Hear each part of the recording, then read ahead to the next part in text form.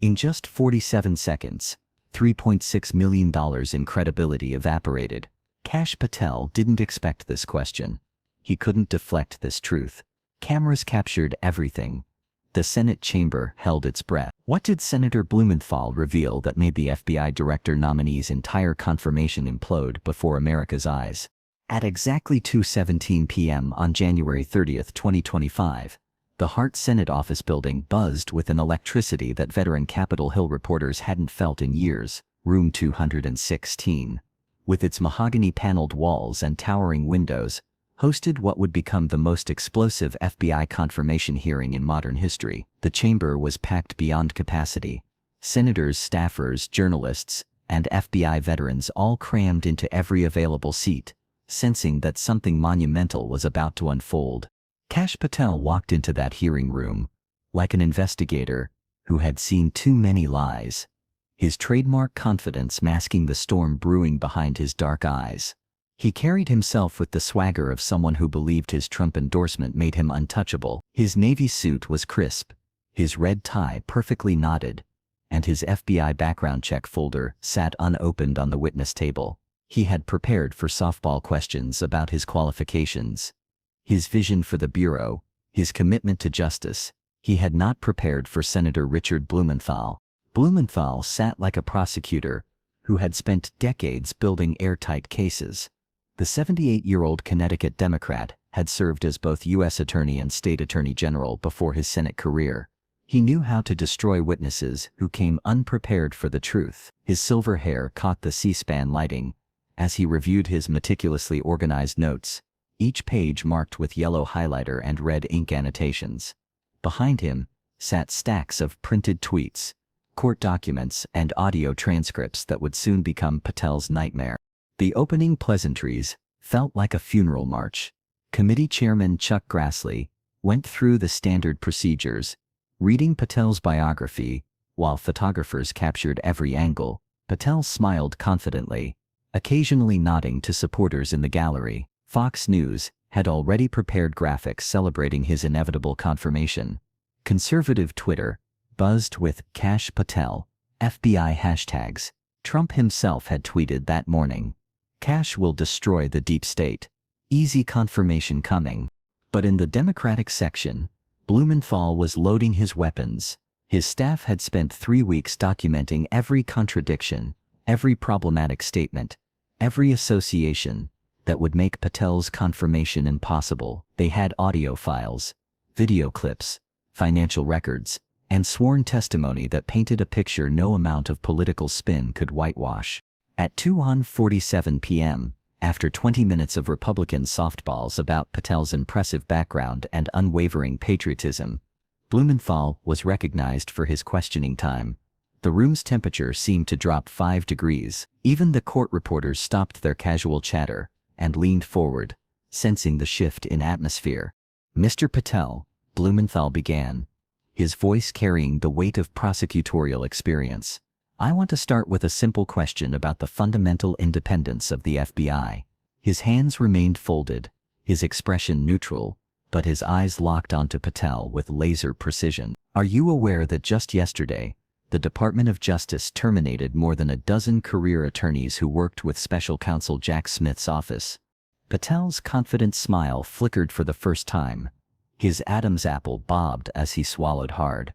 "Senator, I appreciate the opportunity. It's a yes or no question, Mr. Patel." Blumenthal's interruption was surgical, cutting through Patel's prepared deflection like a scalpel through tissue. "Are you aware of these terminations?" The chamber fell silent, except for the soft whirring of cameras.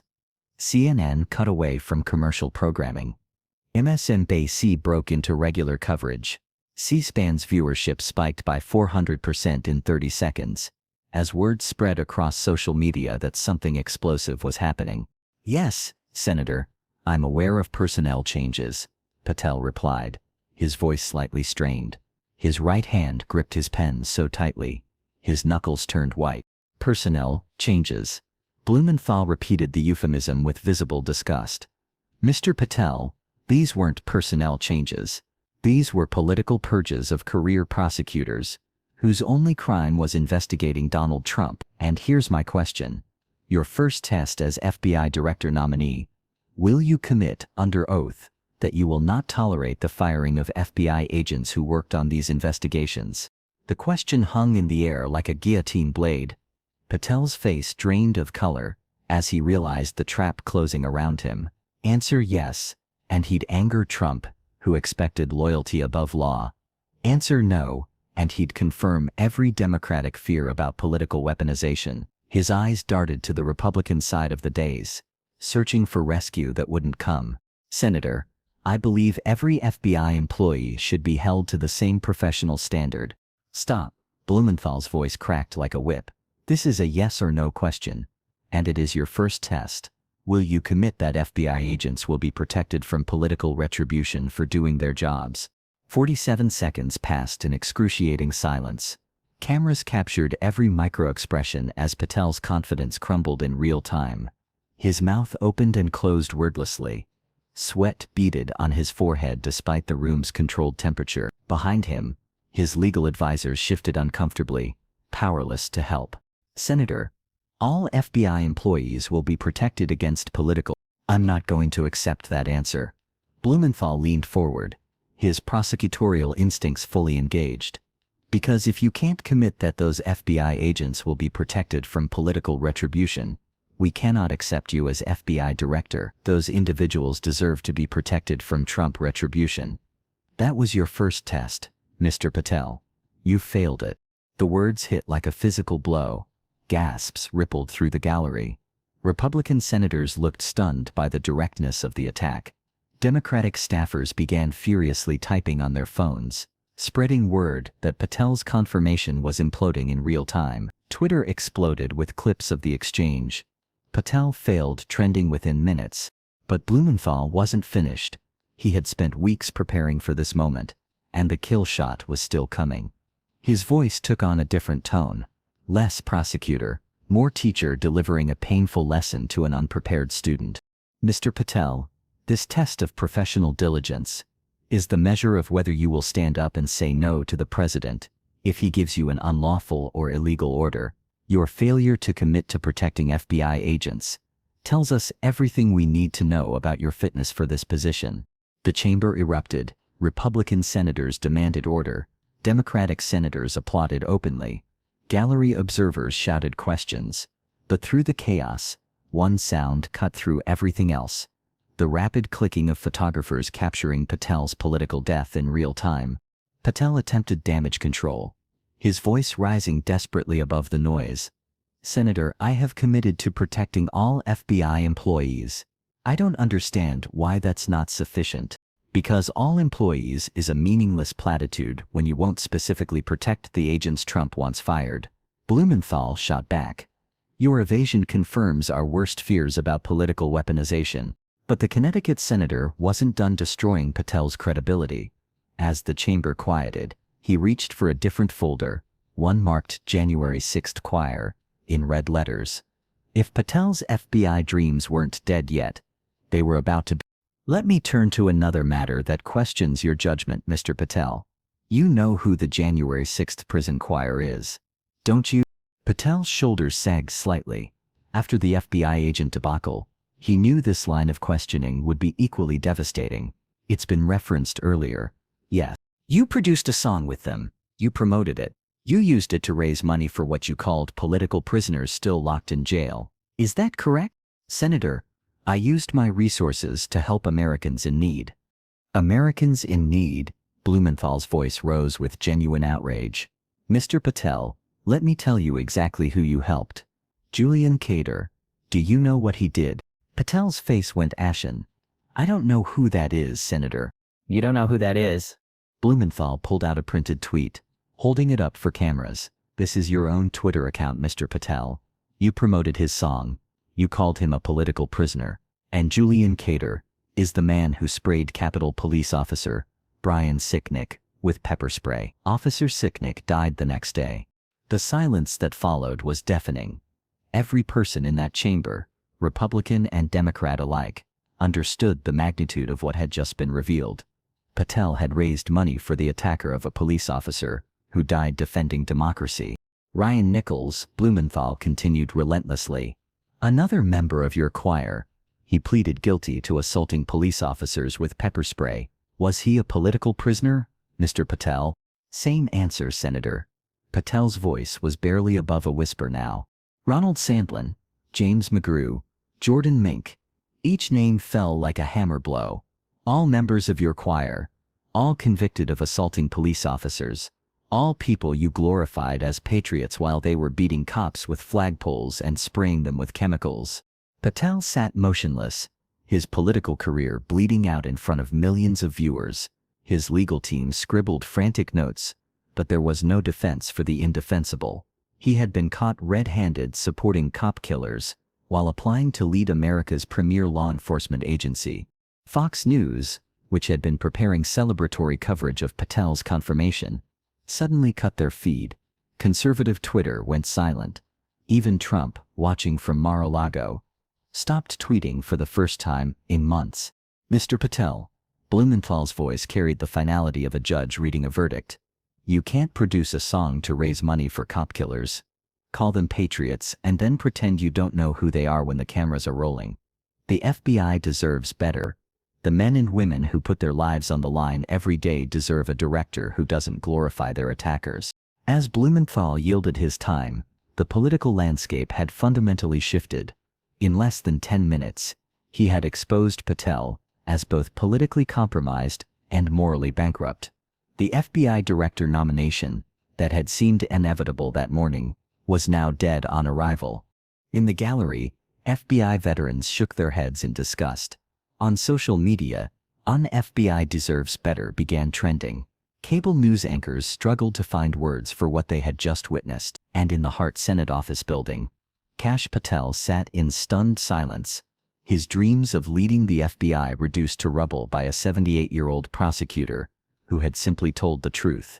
As the hearing recessed, the political earthquake's aftershocks began immediately. Within 15 minutes, 3 Republican senators who had planned to vote for Patel quietly informed leadership they were reconsidering. Senator Susan Collins, always the moderate barometer, was overheard telling her chief of staff, "After that performance, I can't defend him back home." Maine voters don't support cop killer sympathizers. The FBI Agents Association, representing 14,000 active and former agents, released an unprecedented statement within 2 hours. Today's hearing exposed fundamental questions about the nominee's commitment to protecting the agents who risk their lives daily. We cannot support a director who funded those who attacked our brothers and sisters in blue. The statement was signed by agents from every field office across America, a stunning rebuke of a sitting nominee.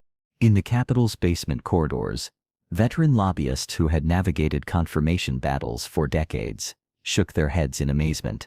"I've never seen a nominee self-destruct that completely," said one K Street veteran who had worked confirmations since the Reagan era. Blumenthal didn't just defeat him, he obliterated him with his own words. The conservative media ecosystem, which had spent weeks preparing Patel's coronation, scrambled to contain the damage. Sean Hannity's planned primetime special, Kash Patel, Defender of Justice, was quietly cancelled. Tucker Carlson, who had promised to celebrate Patel's confirmation victory, spent his opening segment attacking Blumenthal instead of defending his preferred nominee. Even Truth Social, Trump's own platform, saw a conspicuous silence where Patel defense posts should have appeared. Meanwhile, Democratic offices were buzzing with activity. Chuck Schumer's communications team worked overtime, cutting video clips of Blumenthal's devastating questioning for immediate distribution. Within hours, campaign strategists across the country were studying the footage, recognizing it as a masterclass in opposition research execution. "This is how you destroy a nominee," texted one Democratic operative, with their own damn words. At FBI headquarters in Washington, the mood was quietly celebratory. Career agents who had dreaded a Patel directorship watched the hearing clips with relief, bordering on euphoria. "We dodged a bullet," one senior counterterrorism agent confided to colleagues. "Can you imagine briefing a director who thinks cop killers are patriots?" The FBI's rank and file, normally apolitical by training and tradition, had been united in private opposition to Patel's nomination. Today's hearing gave them public vindication. The financial markets, sensitive to political instability, reflected the confirmation's collapse in real time. Defense contractor stocks, which had surged on expectations of Patel's law and order agenda, plummeted in after-hours trading. Justice Department budget allocations, previously assumed secure under a Patel regime, suddenly looked uncertain. Even private security firms saw their shares drop, as investors realized the FBI wouldn't be outsourcing investigations to Trump loyalists. By evening, Patel's confirmation was effectively dead, though the formal withdrawal wouldn't come for another 18 hours. Republican senators who had promised Trump their support began developing creative excuses for their position reversals. New information came to light, became the standard euphemism for "we watched him get destroyed on live television." The human cost was equally devastating. Patel's legal team, prominent Washington attorneys, who had staked their reputations on his confirmation, quietly began distancing themselves from their client. His speaking engagements, once commanding six-figure fees, evaporated overnight. Publishers who had courted him for book deals suddenly stopped returning calls. The man who had walked into the Hart Building as Trump's chosen enforcer limped out as political roadkill. But perhaps the most telling reaction came from Trump himself. For the first time in his political career, he went 16 consecutive hours without tweeting about a major political event involving his inner circle. When he finally broke his silence, it was with a characteristic deflection. "Kash is a great guy, but maybe the timing isn't right. We have many excellent candidates for FBI director." The abandonment was swift, total, and predictable. Trump never defended losers. The intelligence community, which had quietly opposed Patel's nomination through carefully orchestrated leaks, celebrated privately. Democracy survived another test. One senior CIA official told trusted reporters, "The system worked exactly as the founders intended. Bad nominees get exposed and rejected." Foreign allies, who had watched Patel's rise with deep concern, breathed collective sighs of relief. Intelligence sharing agreements that might have been compromised under a politicized FBI remained secure. European counterterrorism officials, privately horrified by the prospect of working with someone who glorified violent extremists, sent grateful diplomatic cables back to their capitals. As the sun set over Washington on January 30, 2025, the political establishment processed what they had witnessed. In 47 seconds of questioning, a 78-year-old prosecutor from Connecticut had single-handedly preserved the independence of America's premier law enforcement agency. He had used nothing more than Patel's own public statements, delivered with surgical precision at exactly the right moment. The broader implications rippled outward like concentric circles in a pond. Trump's ability to install loyalists in key positions had been definitively challenged. The Senate's advise and consent role had been dramatically reasserted, and most importantly, the principle that law enforcement should serve justice, not political masters, had been defended when it mattered most. Sometimes the strongest weapon isn't a badge or a subpoena, it's truth, archived and revealed at the right second. And in 47 seconds, Senator Blumenthal's truth had destroyed what months of political maneuvering couldn't touch. The illusion that Kash Patel was fit to lead America's premier law enforcement agency. The FBI would get another nominee, one without cop-killer sympathies and Trump loyalty tests. American justice had survived its closest brush with complete politicization, saved by an old prosecutor who simply refused to let lies stand unchallenged.